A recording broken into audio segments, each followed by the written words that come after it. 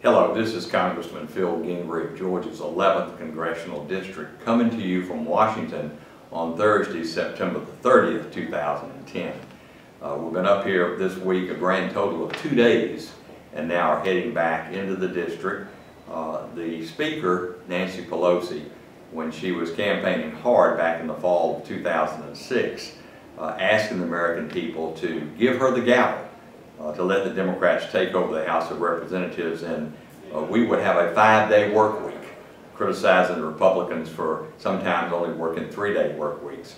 Well, this do-nothing 111th Congress under her leadership and the Democratic majority have literally done nothing here this last week before taking a break, a 1-month break to go home and campaign, being more concerned about the next election than the next generation, without passing not one of 12 spending bills and not even having a budget.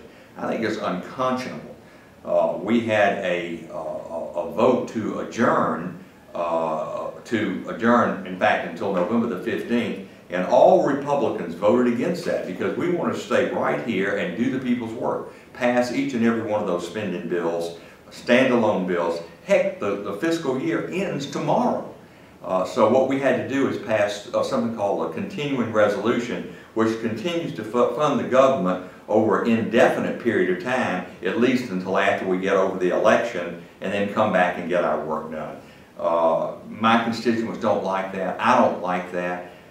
We have a better plan. We rolled it out just recently. We, the Republican Party, worked very hard to hear from the American people, you the people, Main Street, and we developed a document called the Pledge to America, which talks about these things, talks about cutting back this ridiculous spending, going back to pre-bailout, pre-stimulus, pre-TARP spending, way back before 2008, and then freezing at that level discretionary spending except for the defense of our nation, the most important part of our Constitution.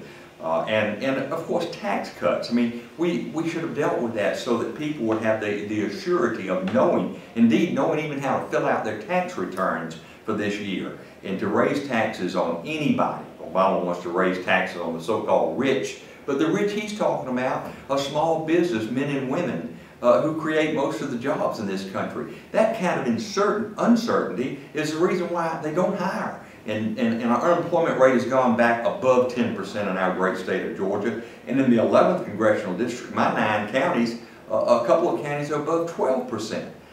So look, I'm anxious to get home, and I will leave late this evening to come back to Georgia and work hard in the district. But I'm looking forward, in fact, to the elections on November the 2nd. I think the American people are ready to tell this Congress, we're mad at all of you, but we're especially mad with you in the majority, and Speaker Pelosi and Nancy Reid and yes, President Obama, because you do have the keys to the car.